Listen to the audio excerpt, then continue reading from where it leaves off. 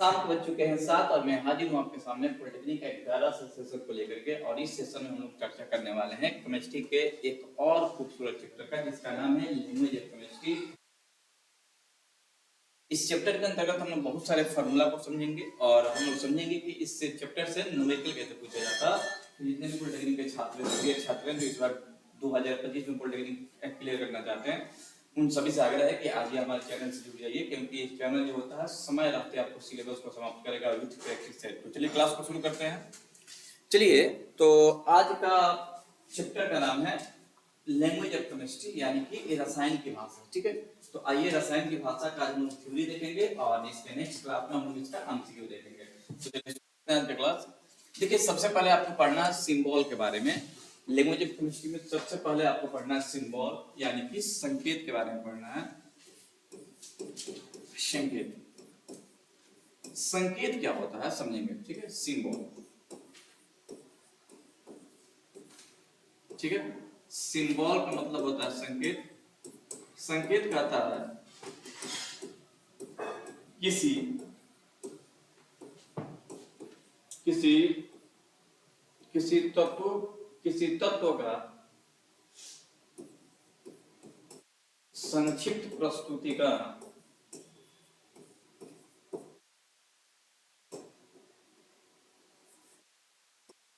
किसी तत्व का संक्षिप्त प्रस्तुतिकरण सिंबल कहलाता है। सिंबल कहलाता है किसी तत्व का संक्षिप्त प्रस्तुतिकरण सिंबल कहलाता है। जैसे अगर हाइड्रोजन की बात करें, पहले एक और हम लोग इसमें पॉइंट देखेंगे, लिखेंगे कि किसी किसी किसी तत्व का संकेत उस तत्व के अल्फाबेट का पहला लेटर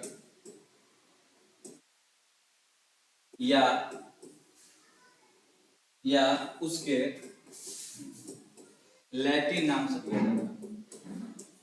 लैटिन नाम से दिया जाता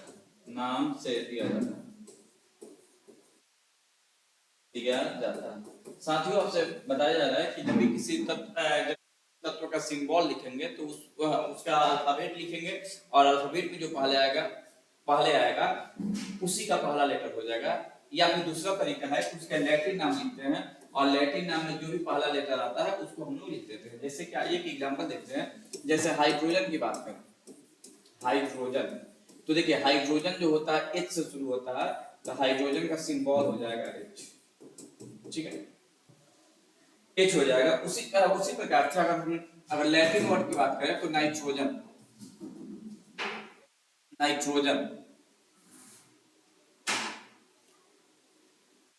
चलिए जी, तो नाइट्रोजन की बात करें तो नाइट्रोजन का सिंबल होता है नाइट्रोजन, इसको नाइट्रियम लिखा जाता है, नाइट्रियम, इसलिए इसका संकेत हो जाता है एन। नाइट्रोजन नहीं, सोडियम, सोडियम को नाइट्रियम लिखा जाता है, इसलिए इसका संकेत हो जाता है एन ए हो जाता है। ठीक है, संकेत इसका हो जाता है एन ए। तो चलिए ये रहा सिंबल। अब हम लोग पढ़ेंगे केमिकल फार्मूला। केमिकल फार्मूला का मतलब होता है रासायनिक सूत्र।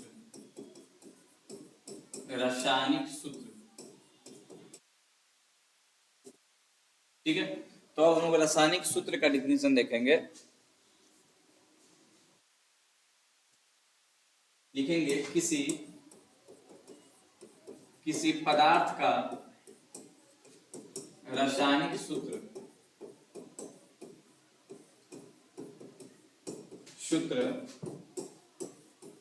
प्रतीकों का वह समूह है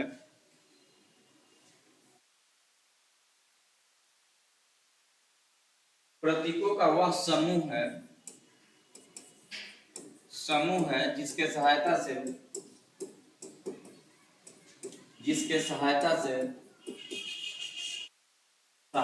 से पदार्थों में उपस्थित संघटन के पदार्थों में उपस्थित अणुओं के संगठन को लिखा जाता है। अणुओं के संगठन को लिखा जाता है।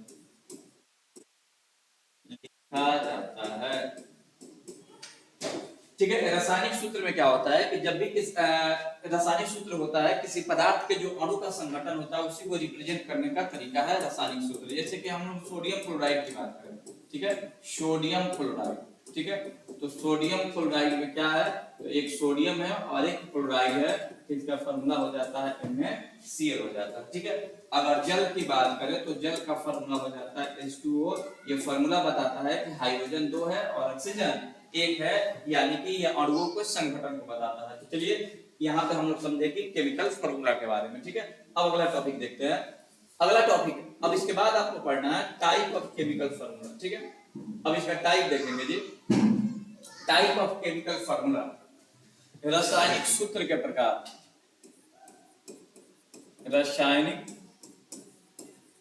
रासायनिक सूत्र के प्रकार या सूत्रों के प्रकार, रासायनिक सूत्रों के प्रकार।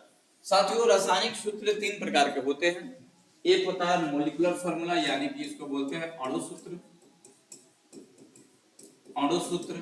दूसरा होता है सिंपल फार्मूला, यानी कि सरल सूत्र, सरल सूत्र। और तीसरा होता है स्ट्रक्चर फार्मूला, यानी कि संरचना सूत्र।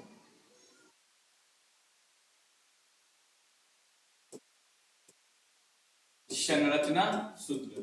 तो सूत्र 3 प्रकार के होते हैं, केमिकल सूत्र 3 प्रकार के होते हैं। अब हम लोग 1 बाय 1 करके तीनों को पढ़ेंगे और तीनों में रिलेशन क्या होता है उसको समझेंगे। ठीक है। तो आइए साथियों हम लोग 1 बाय 1 करके इसको शुरू करते हैं। चलिए सबसे पहले हम लोग पढ़ेंगे मॉलिक्यूलर फार्मूला। 1 नंबर यहाँ पे पढ़ने जा रहे हैं मॉलिक्यूलर फार्मूला।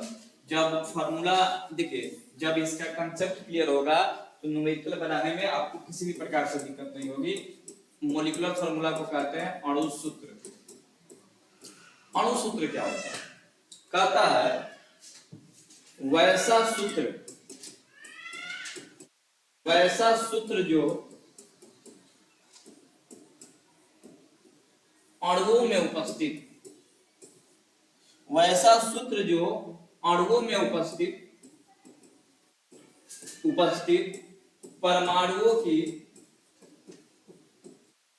परमाणुओं की संख्या, वैसा सूत्र जो अणुओं में उपस्थित परमाणुओं की संख्या को बताता है, उसे अणु सूत्र कहते हैं। वैसा सूत्र जो अणुओं में उपस्थित परमाणुओं की संख्या को बताता है उसे अणु सूत्र कहा जाता है। आइए साथियों एग्जांपल देखते हैं इसका। अणु सूत्र का एग्जांपल क्या होता है? जैसे अगर जल की बात करें तो जल का फॉर्मूला होता है H2O। तो बताता है कि हाइड्रोजन के परमाणु कितना है इसमें, तो हाइड्रोजन के परमाणु है 2 और ऑक्सीजन के परमाणु कितना है, तो ऑक्सीजन के परमाणु है इसमें 1 है। ठीक है। ऑक्सीजन का परमाणु कितना है यहाँ पे 1 है। दूसरा देखिएगा, अगर मीथेन की बात करें, मीथेन, तो मीथेन का फॉर्मूला होता है CH4। तो कार्बन के अणु कितना है, कार्बन के अणु है इसमें 1 और हाइड्रोजन के अणु कितना है, तो हाइड्रोजन के अणु है 4। यानी कि अणु सूत्र यानी कि मॉलिक्यूलर फार्मूला जो है किसी अणु में उपस्थित परमाणुओं की संख्या को बताता है। ठीक है। एक और देखिएगा, जैसे ग्लूकोज की बात करें तो ग्लूकोज का फॉर्मूला होता है C6H12O6। तो इसमें कार्बन की संख्या कितना है जी, तो कार्बन की संख्या है 6। हाइड्रोजन की संख्या कितनी है, तो हाइड्रोजन की संख्या है 12 और ऑक्सीजन की संख्या कितनी है, तो ऑक्सीजन की संख्या है 6। यानी कि अणु सूत्र जो होता है किसी अणु में उपस्थित परमाणुओं की संख्या को बताता है। ठीक है। यानी वैसा सूत्र जो अणु में उपस्थित परमाणुओं के वास्तविक संख्या को बताता है उसे मॉलिक्यूलर फार्मूला कहा जाता है। ठीक है मेरे दोस्त। चलिए अब हम लोग अगला थ्योरी देखेंगे। मॉलिक्यूलर फार्मूला हो गया। चलिए तो इसको आप लोग नोट्स बनाइए और आगे बढ़ते हैं। ठीक है। दूसरा हम लोग देखेंगे simple formula, simple formula, simple formula को साथियों इंपेरिकल फॉर्मूला भी कहा जाता है, इंपेरिकल फॉर्मूला भी कहा जाता है। सिंपल सूत्र को कहते हैं सरल सूत्र, या इसी को कहते हैं मूलानुपाती सूत्र, मूलानुपाती सूत्र। ठीक है साथियों, याद रखिएगा सिंपल फॉर्मूला को इंपेरिकल फॉर्मूला भी कहा जाता है, यानी कि सरल सूत्र। ठीक है, तो इसका डिफिनीशन क्या होता है, डिफिनीशन पे गौर करेंगे। कहता है कि वैसा सूत्र, वैसा सूत्र जो अणुओं में उपस्थित, अणुओं में उपस्थित परमाणुओं के सरल अनुपात को बताता है, अनुपात बताता है, अनुपात को बताता है, उसे सरल या मूलानुपाती सूत्र कहते हैं, मूलानुपाती सूत्र कहते हैं।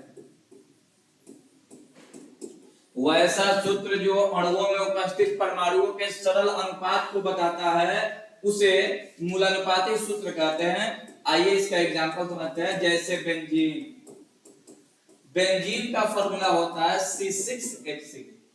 तो सरल सूत्र कैसे निकलेगा, सरल सूत्र या मूलानुपाती सूत्र? तो सरल सूत्र या मूलानुपाती सूत्र निकालेंगे तो इसका अनुपात निकालेंगे, सरल अनुपात। तो कार्बन है 6 गो और हाइड्रोजन है कितना, 6 गो। तो 6 से 6 कैंसिल हो गया, यानी इसका अनुपात होगा C/1, या इसको लिख देंगे CH। यही आपका आंसर हो गया जी। ठीक है, दूसरा देखिएगा, हम दूसरा लिख दिए ग्लूकोज। ग्लूकोज का फॉर्मूला है C6H12O6। इसमें रेशियो कहेगा कि आप निकालिए ratio of carbon, hydrogen and oxygen, तीनों का रेशियो निकालेंगे जब हम। तो कार्बन 6 है, हाइड्रोजन 12 है और ऑक्सीजन 6 है। तो मेरे दोस्त 6 गुना 12, 6 कम 6, यानी कि इसका जब सिंपल फॉर्मूला लिखेंगे, सिंपल फॉर्मूला तो कुछ ऐसे होगा। सिंपल फॉर्मूला लिखेंगे तो कार्बन हो गया 1, हाइड्रोजन हो गया 2 और ऑक्सीजन हो गया 1, यानी फॉर्मूला हो जाएगा CH2O। फॉर्मूला हो जाएगा CH2O। इस प्रकार से लिखा जाता है सिंपल फॉर्मूला। ठीक है, अब आइए, अब हम लोग देखेंगे संरचना सूत्र। ठीक है, तो चलिए अब हम लोग देखेंगे संरचना सूत्र क्या होता है। चलिए जी, तो इसको आप लोग नोट डाउन कीजिए और अब इसके बाद हम लोग देखेंगे स्ट्रक्चरल फॉर्मूला। ठीक है,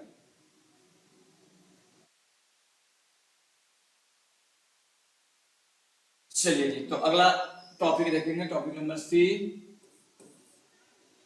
स्ट्रक्चरल फॉर्मूला, यानी कि संरचनात्मक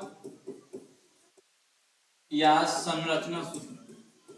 स्ट्रक्चर भी इसको लिखते हैं। ठीक है, संरचना सूत्र होता क्या है जी, वैसा सूत्र, वैसा सूत्र जो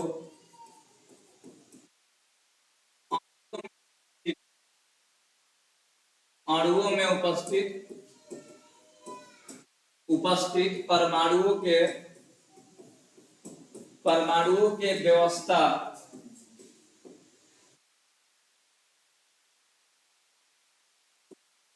व्यवस्था को प्रदर्शित करता है,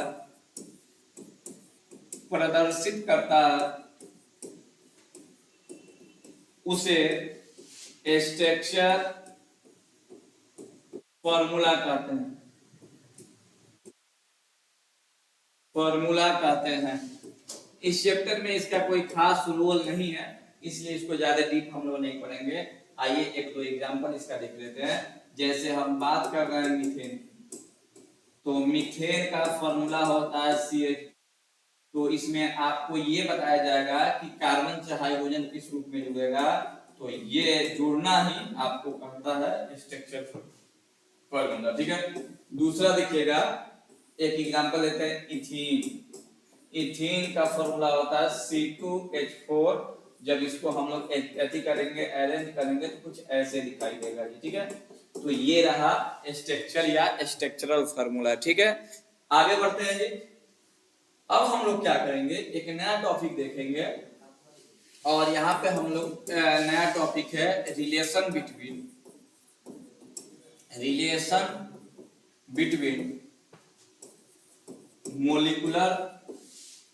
मोलिकुलर फॉर्मूला एंड इंपेरिकल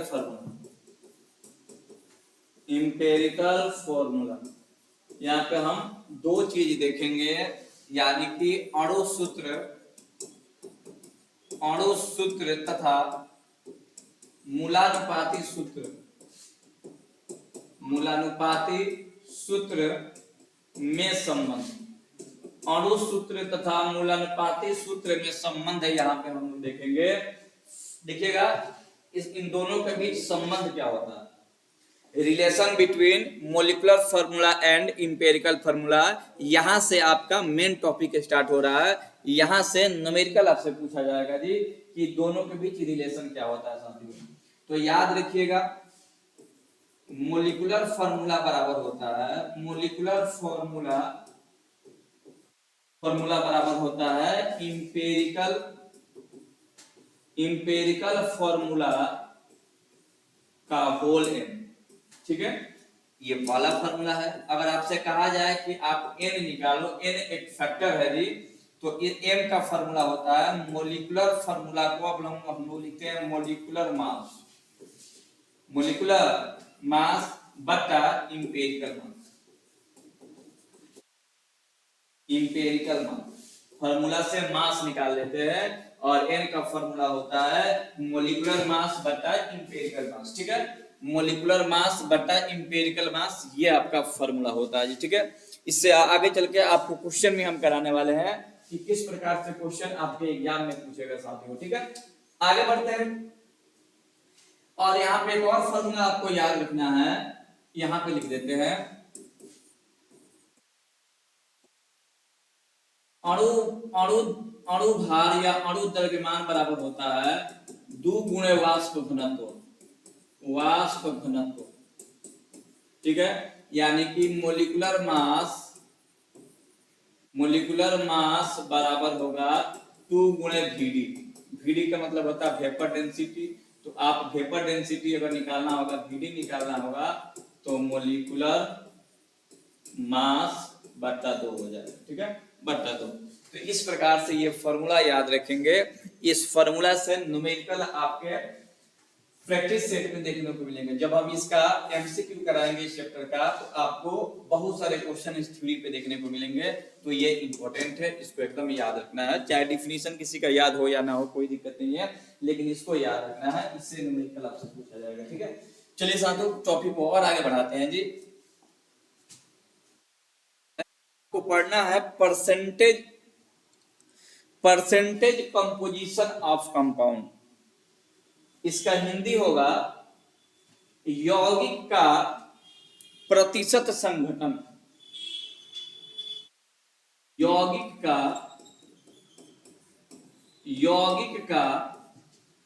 प्रतिशत संघटन,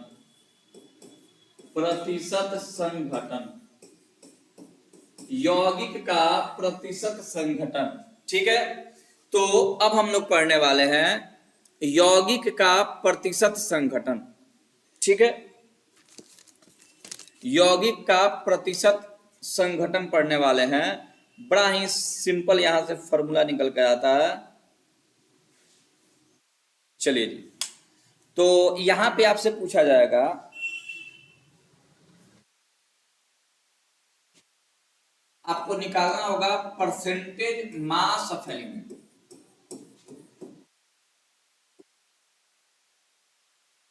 तत्व का प्रतिशत द्रव्यमान,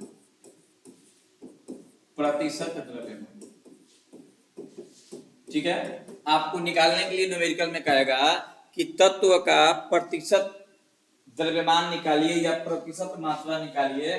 परसेंटेज मास ऑफ एलिमेंट कैसे निकलता है, तो निकालते कैसे हैं, given mass of an element बट्टा बट्टा बट्टा मोलिकुलर मास ऑफ कंपाउंड गुणे 100। ठीक है, यहां पे लिख देते हैं, उधर आपको दिखाई नहीं दे रहा होगा, तो परसेंटेज मास ऑफ एलिमेंट निकालना है, तो इसके लिए फॉर्मूला होगा mass of an element, given नहीं लगाएंगे, लिखेंगे मास ऑफ एन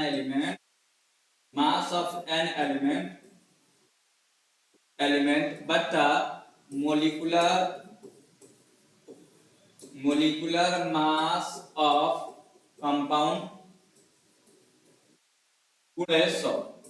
ठीक है, तो इस फॉर्मूला की सहायता से हम किसी भी कंपाउंड में किसी भी एलिमेंट का मास प्रतिशत निकाल सकते हैं। ठीक है, अगर ये आपको फॉर्मूला समझ में नहीं आ रहा है तो आइए एक क्वेश्चन इस पे देखेंगे, और उस क्वेश्चन के सहायता से आप बनाना सीख जाओगे कि किसी भी कंपाउंड में एलिमेंट का परसेंटेज कैसे निकालते हैं साथियों।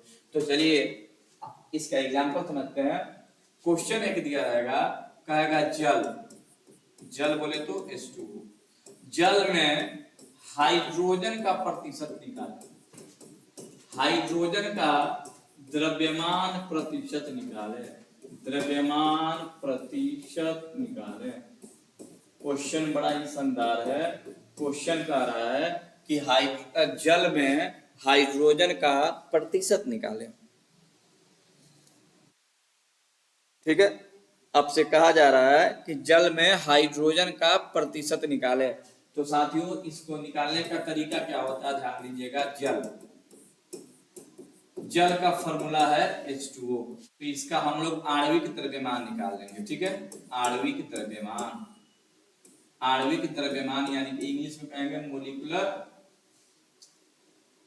मोलिकुलर मास कहेंगे। आणविक द्रव्यमान कितना हो जाएगा, तो 2 हाइड्रोजन है और 1 ऑक्सीजन है। ठीक है, तो 2 का 2, 1 हाइड्रोजन का द्रव्यमान 1 होता है, प्लस 1 ऑक्सीजन का द्रव्यमान 16 होता है, तो 2 एकम 2 प्लस 16, 16 2 18 ग्राम। ठीक है, अब कह रहा है कि हाइड्रोजन का प्रतिशत द्रव्यमान या हाइड्रोजन का द्रव्यमान प्रतिशत, तो हाइड्रोजन का द्रव्यमान प्रतिशत कैसे निकलेगा, तो लिखेंगे हाइड्रोजन का द्रव्यमान बटा जल का द्रव्यमान गुणे 100। ठीक है, तो बताइए जल में हाइड्रोजन कौन है जी, तो 2 हाइड्रोजन है, और जल का द्रव्यमान, तो पहले जल का सूत्र लिख देते।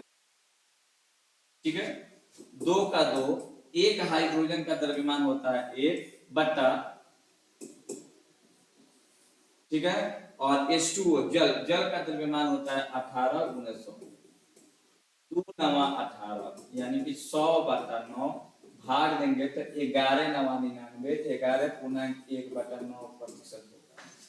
ठीक है, यानी कि जल में हाइड्रोजन का प्रतिशत होगा 11.1/9%। ठीक है, तो इसी प्रकार से क्वेश्चन आपके एग्जाम में पूछेंगे और पूछे जाते रहे हैं। और एक क्वेश्चन लिखिएगा, क्वेश्चन नंबर 2, जल तो हो गया, लिखेंगे मीथेन का फॉर्मूला होता है CH4। हो सकता है कि एग्जाम में जो है आपको फॉर्मूला ना दे। मीथेन में कार्बन का द्रव्यमान प्रतिशत निकाले। ठीक है, आपको करना क्या है, तो आपको द्रव्यमान प्रतिशत निकालना है। किसका निकालना है, तो द्रव्यमान प्रतिशत आपको निकालना है मीथेन का द्रव्यमान प्रतिशत आपको निकालना है साथियों। तो चलिए अब इसका सलूशन करेंगे, देखिए बनेगा कैसे, एकदम धैर्य से देखना है, ताकि बिना देखे न्यूमेरिकल आपसे बनेगा ही नहीं। ठीक है, तो बताइए मीथेन दिया हुआ है, मीथेन का फॉर्मूला होता है CH4। ठीक है, तो इसका आणविक द्रव्यमान निकाल लेते हैं। आणविक द्रव्यमान किसका? मीथेन का। तो एक गो कार्बन है और 4 गो हाइड्रोजन है। तो एक गो कार्बन का 12 होता है, 4 का 4 और एक हाइड्रोजन का 1 होता है, 12 और 4 16 हो जाएगा। ठीक है, 16 का। ठीक, अब आपसे कह रहा है कि कार्बन का द्रव्यमान प्रतिशत, तो लिखेंगे कार्बन का द्रव्यमान प्रतिशत। ठीक है, प्रतिशत कैसे निकलेगा? तो लिखेंगे कार्बन का द्रव्यमान बटा मीथेन का द्रव्यमान और गुणे हो जाएगा 100। तो कार्बन का द्रव्यमान 12 होता है और मीथेन का द्रव्यमान कितना दिया है? 16 दिया है और 100 का 4 दिया है, 12 4 चौका 16, 4 में 100 से भाग देंगे तो 25 दिया है, 75% हो जाएगा। ठीक है, तो बताइए कार्बन कितना हो जाएगा? 75%। तो देखिए मीथेन में आपके पास दिया था मीथेन में कार्बन हो गया, मीथेन का फॉर्मूला है CH4। कार्बन कार्बन का प्रतिशत हो गया कितना? 75। अगर आपसे पूछता है कि हाइड्रोजन का प्रतिशत निकालिए तो हाइड्रोजन का प्रतिशत हो जाता है 100 माइनस 75, यानी कि हाइड्रोजन होता है 25%। ठीक है, तो इसी प्रकार से क्वेश्चन आपके एग्जाम में पूछे जाएंगे और आपको बनाना होगा जी। तो सबसे पहले आपको फॉर्मूला पे कमांड होना चाहिए।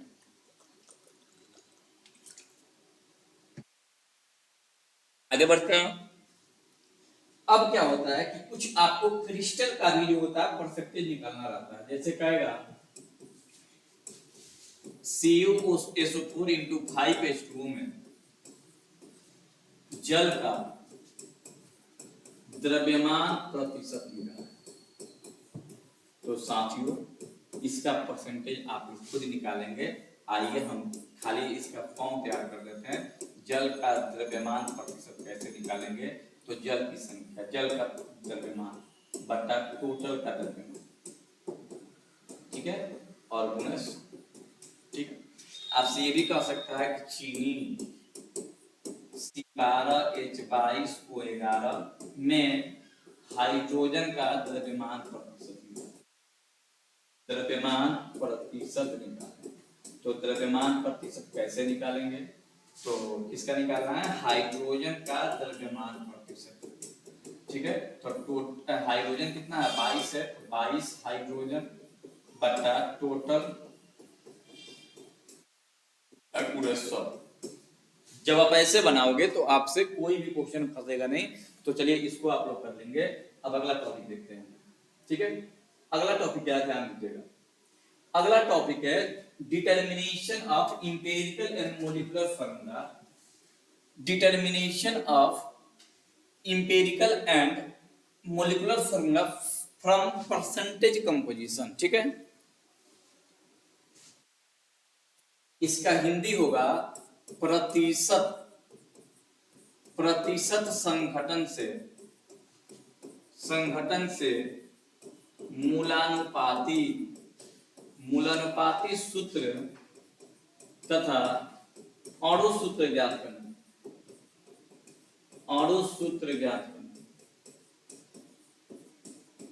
ठीक है, आपको देखना है कि प्रतिशत संघटन से मूलानुपाती सूत्र तथा अणु सूत्र की गणना कैसे करेंगे, इसको समझेंगे जी। ठीक है,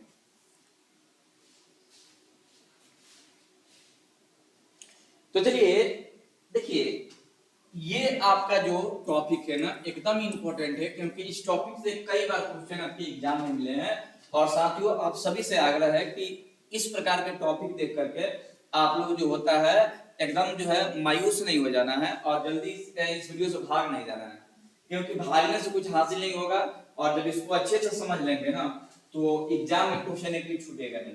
ठीक है, और अपने एक्सपीरियंस के आधार पर बता रहे हैं। ठीक है, इससे क्वेश्चन आता है तो आता है। ठीक है, तो चलिए साथियों इसको बहुत बेहतरीन तरीके से समझते हैं कि इस प्रकार से क्वेश्चन कैसे निकलेगा। यानी प्रतिशत संघटन दिया रहेगा और हम लोग उससे मूलानुपाती सूत्र कैसे ज्ञात करेंगे, मॉलिक्यूलर फार्मूला कैसे ज्ञात करेंगे। ठीक है, तो साथियों इसके लिए क्या होता है ना कि 5 डब्बा बनाते हैं।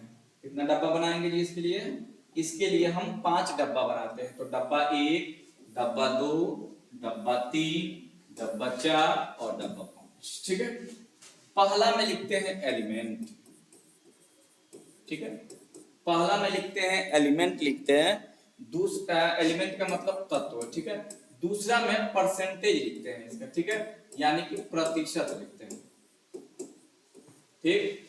क्वेश्चन में जो प्रतिशत दिया रहता है उसको हम लोग ऊपर लिखते हैं, ठीक। उसके बाद हम लोग क्या करते हैं, उसके बाद जो है द्रव्यमान लिखा जाता है, परमाणु द्रव्यमान, परमाणु द्रव्यमान यानी कि एटॉमिक मास लिखा जाता है, एटॉमिक मास लिखा जाता है। एटॉमिक मास लिखने के बाद अब हम लोग क्या करते हैं, तो अब हम लोग रिलेटिव रेशियो निकालते हैं, ठीक है, रिलेटिव रेशियो निकालते हैं। क्या निकाला जाता है, रिलेटिव रेशियो, ठीक है, सापेक्षिक अनुपात, सापेक्षिक अनुपात निकालते हैं। ये सापेक्षिक अनुपात निकलता कैसे है, तो अनुपात निकालने का फॉर्मूला होता है कि हम प्रतिशत में भाग देते हैं एटॉमिक मास। ध्यान रखिएगा साथियों, रिलेटिव रेशियो निकालने का तरीका होता है कि भाग दिया जाता है किससे, तो प्रतिशत में भाग दिया जाता है एटॉमिक मास से, और जब रिलेटिव रेशियो निकल जाता है उसके बाद हम लोग निकालते हैं सिंपल रेशियो, ठीक है, सरल अनुपात, सरल अनुपात निकाला जाता है। और उसके बाद जो रेशियो आता है ना, जब ये सब निकालने के बाद जब रेशियो निकलेगा, रेशियो, ठीक है, रेशियो ऑफ एलिमेंट निकलेगा, एलिमेंट मान लेते हैं कि x अनुपात y हो रहा है, यहीं से निकलता है इंपेरिकल फॉर्मूला, यहीं से निकलता है इंपेरिकल फॉर्मूला, ठीक है। बड़ा ही शानदार साथियों ये फॉर्मूला है। अभी आपको अगर समझ में नहीं आ रहा है तो इसके जस्ट बाद हम पढ़ाएंगे इसका एमसीक्यू क्वेश्चन, और उसमें बहुत सारे क्वेश्चन आपको देखने को मिलेंगे, ठीक है। तो साथियों आपको करना क्या है कि जब भी प्रतिशत संघटन दिया रहेगा और इससे मूलानुपाती सूत्र और अणुसूत्र निकालना होगा, तो उसके लिए 5 डब्बा तैयार करेंगे। एक में लिखेंगे क्या, तो एलिमेंट का नाम लिखेंगे, जैसे मान लेते हैं कार्बन हो गया, हाइड्रोजन हो गया, ऑक्सीजन हो गया, उसका लिखेंगे। मान लेते हैं कि इसका प्रतिशत, मान लेते हैं कि ये 80% दिया है, ये 10% दिया है, ये 10% दिया है, ऐसे लिखेंगे। उसके बाद एटॉमिक मास लिखेंगे, मान लेते हैं कार्बन का 12 होता था 12 लिखेंगे, हाइड्रोजन का 1 होता था 1 होता है, ऑक्सीजन का 16 होता है 16 लिखेंगे। उसके बाद रिलेटिव रेशियो निकालेंगे, तो यहाँ पे रिलेटिव रेशियो निकालते थे क्या हो जाता, 80/12 हो जाता, ठीक है। उसी प्रकार से तीनों का रेशियो निकालेंगे, और रेशियो के बाद अगर सिंपल रेशियो नहीं आता है तो उसके बाद हम लोग सिंपल रेशियो निकालेंगे, और सिंपल रेशियो से ही निकलेगा इंपेरिकल फॉर्मूला, ठीक है। सिंपल रेशियो से ही इंपेरिकल फॉर्मूला निकलता है। चलिए तो अब आगे बढ़ते हैं, इसमें जब क्वेश्चन बनाएंगे तो आपको किसी भी प्रकार से कोई दिक्कत नहीं होने वाला है। तो चलिए आगे बढ़ते हैं जी।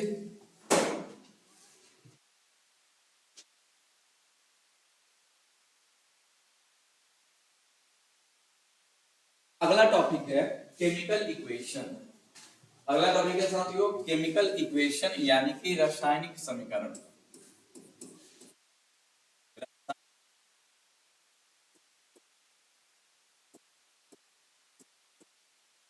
रासायनिक समीकरण, रासायनिक समीकरण क्या होता है इसको समझेंगे, और उसके बाद ये चैप्टर को समाप्त करेंगे, ठीक है, क्योंकि इस चैप्टर में और ज्यादा कुछ रह नहीं गया है। तो कहता है कि किसी रासायनिक अभिक्रिया, किसी रासायनिक अभिक्रिया में उपस्थित, अभिक्रिया में उपस्थित पदार्थों को उसके संकेतों के साथ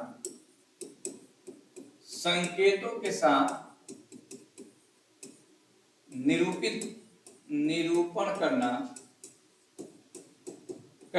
रासायनिक समीकरण कहलाता है, रासायनिक समीकरण कहलाता है, समीकरण कहलाता है, ठीक है। कहता है कि किसी रासायनिक अभिक्रिया में उपस्थित पदार्थों को उसके संकेतों के साथ निरूपित करना रासायनिक समीकरण कहलाता है, ठीक है। इसमें और थोड़ा सा आगे बढ़ाते हैं, इसमें अभिकारक अभिकारक तथा प्रतिफल को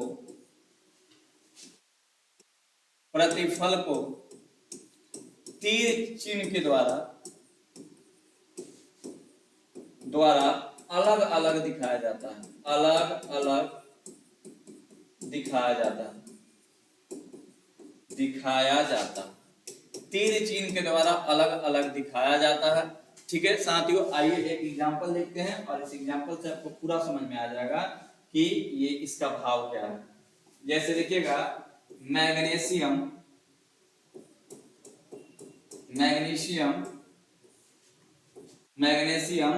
ऑक्सीजन से संयोग कर रहा है, ऑक्सीजन से संयोग करके बना रहा मैग्नीशियम ऑक्साइड, मैग्नीशियम